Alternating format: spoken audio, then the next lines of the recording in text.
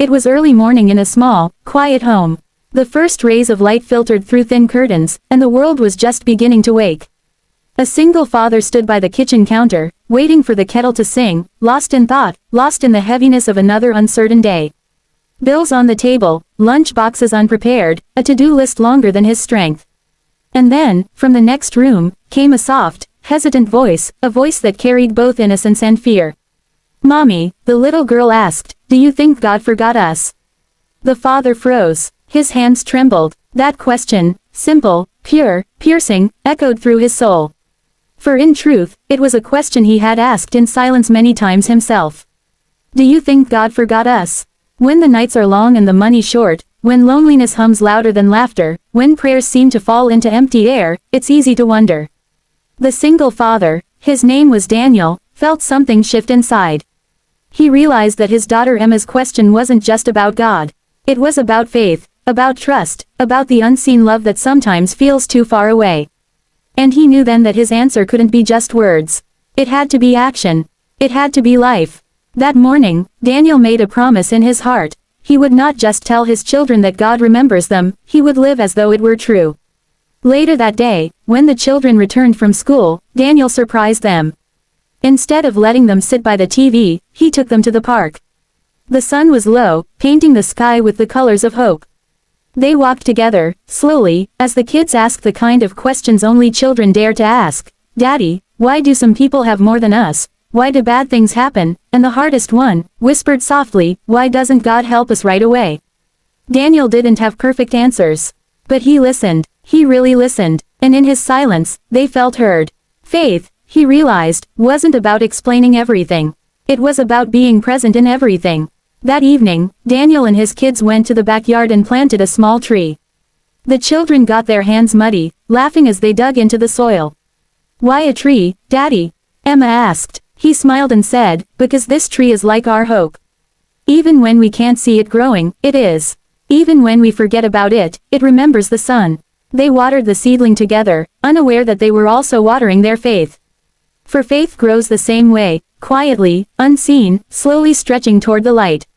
But faith, Daniel soon learned, is not a straight road. Some days, it rained too hard. Some days, it didn't rain at all. There were nights when Daniel lay awake, listening to the hum of the refrigerator and wondering if he was enough. Being a single parent was a daily test of strength, patience, and faith. The world didn't see the silent tears that came after the children were asleep. The world didn't hear the whispered prayers, "God, I'm trying. But are you still with me?" Yet, deep down, Daniel kept going. He chose to act in faith even when he didn't feel it. He started reading old spiritual writings, journaling his thoughts, and finding stillness in the moments between exhaustion.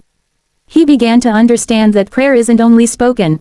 Sometimes, prayer is the way you get up every morning, still believing in tomorrow.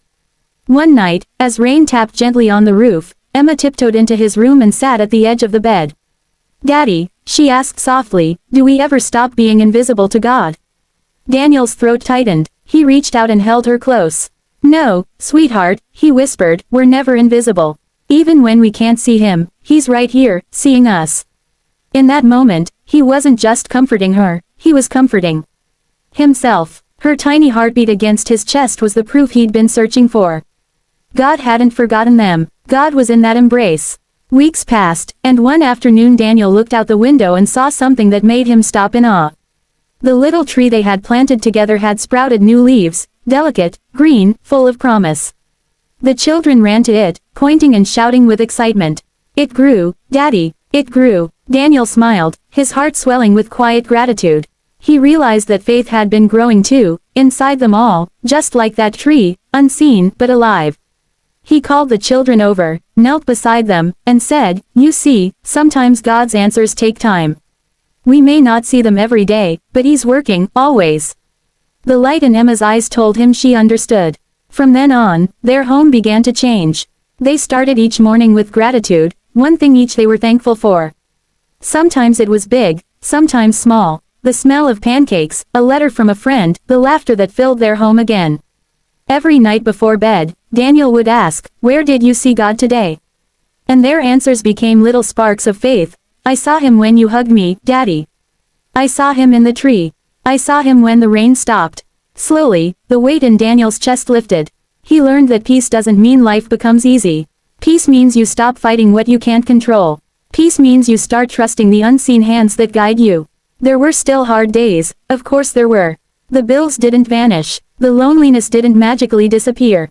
But every small act of kindness, every prayer whispered with conviction, every moment of choosing love over despair became Daniel's living proof that God was indeed with them.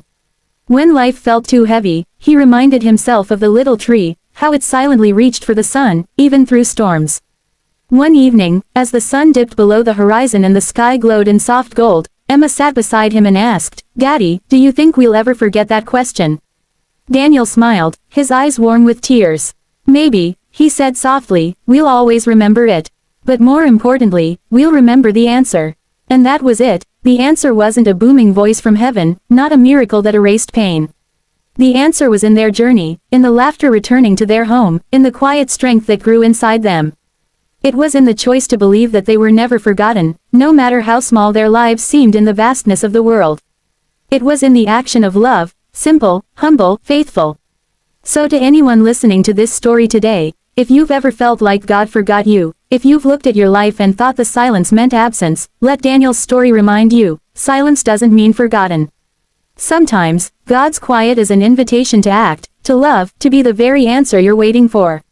Faith isn't pretending everything is fine. It's believing that even in the waiting, you are held. That even in darkness, something is growing. As Daniel learned, faith isn't about escaping pain, it's about walking through it with peace in your heart. It's about taking one small step every day, saying, "I will trust again. I will love again. I will live like God remembers me."